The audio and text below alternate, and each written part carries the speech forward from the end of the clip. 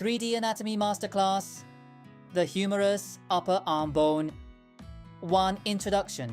Welcome back to 3D Anatomy. Today we are exploring the humerus, the largest bone of the upper limb.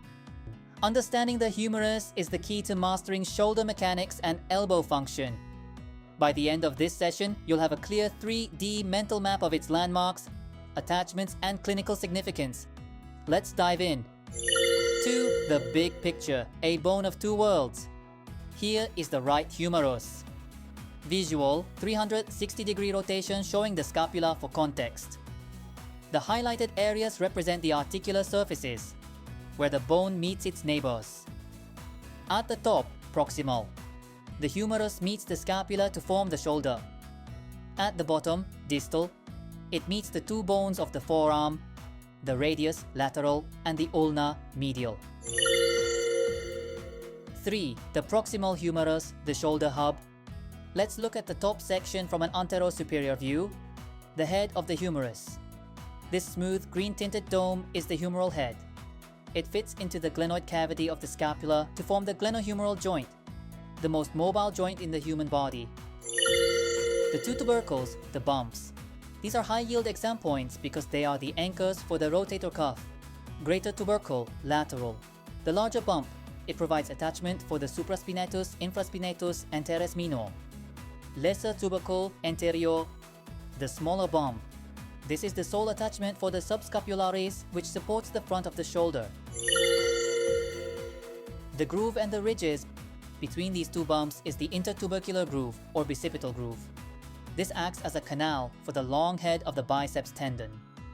Descending from the tubercles, we find two ridges. Lateral lip, greater tubercle crest. Attachment for the pectoralis major. Medial lip, lesser tubercle crest. Attachment for the latissimus dorsi and teres major. Deltoid tuberosity.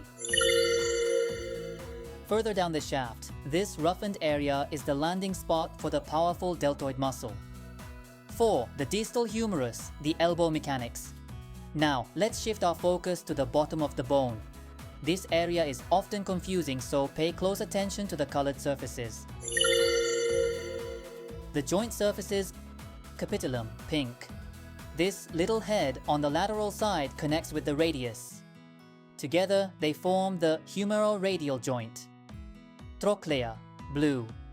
Shaped like a spool or pulley, this connects with the ulna to form the humero-ulnar joint. Etymology.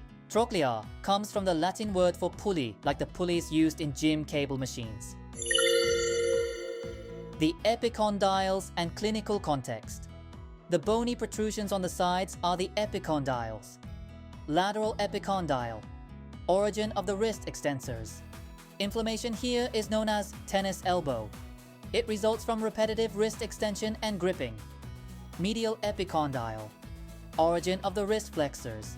Inflammation here is known as golfer's elbow or baseball elbow. In developing athletes, overuse in pitching can lead to growth plate issues here. 5. Posterior view, the locking mechanism. Finally, let's look at the back of the humerus. The most striking feature is the deep pit called the Olecranon fossa. When you straighten your arm, the hook of your elbow, the Olecranon of the ulna, locks into this pit. Pro tip for identification. On a test, if you aren't sure which side is medial or lateral from the back, look at the humeral head. The head always points medially toward the body. Summary and review. Proximal head, shoulder, greater/lesser tubercles, rotator cuff, and the bicipital groove. Shaft, deltoid tuberosity. Distal, capitulum, radius, trochlea, ulna, and the epicondyles, tennis/golfer's elbow. I am building these 3D models from scratch to make anatomy as intuitive as possible. If you want to see more of these deep dives, please support the channel by hitting like and subscribe.